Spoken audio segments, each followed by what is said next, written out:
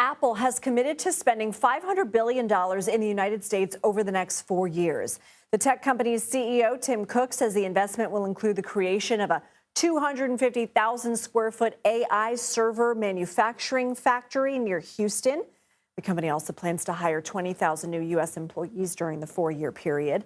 The move comes days after Cook met with President Trump in the Oval Office.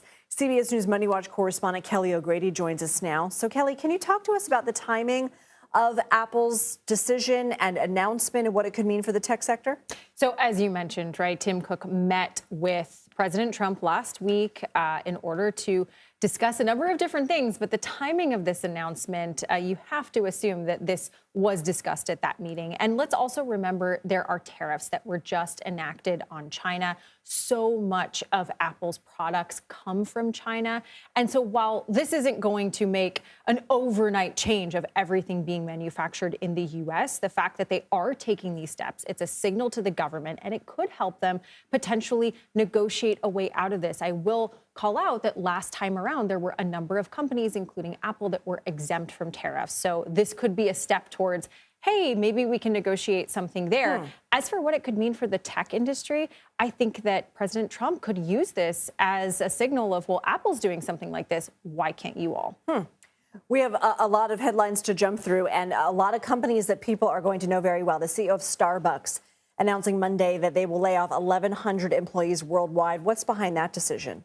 It's all about streamlining their business. So remember, new CEO Brian Niccol, he started in September. He is doing this whole plan called Back to Starbucks, everything from streamlining the menu, trying to get your orders done faster in store. These layoffs are coming at the corporate level. So nothing's going to change in store. These aren't retailers, baristas that are making your coffee. These are support staff, non-retail staff. And when they were making the announcement, they said this was really tough, but they think that this is going to streamline all of the decisions that they need to make to improve that in-store experience. We have a lot of knitters and crocheters on Team TDR. Crafts retailer Joann's announcing they filed for bankruptcy in January, and they're now announcing closing all stores after failing to find a buyer. How do we get here? What are the next steps? I know this is a really sad one. My mom and I used to go and get fabric for my skating dresses there. So I'm with you, Team TDR. This one hits. But basically, during the pandemic, they had a huge boom with everyone doing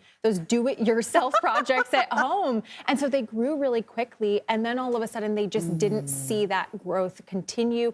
Inflation rose, costs rose for them, and then also people started getting all of that on Amazon or maybe pulling back from those DIY projects. Where do they go from here? They're going to be closing over 800 stores, 19,000 jobs are going to be lost.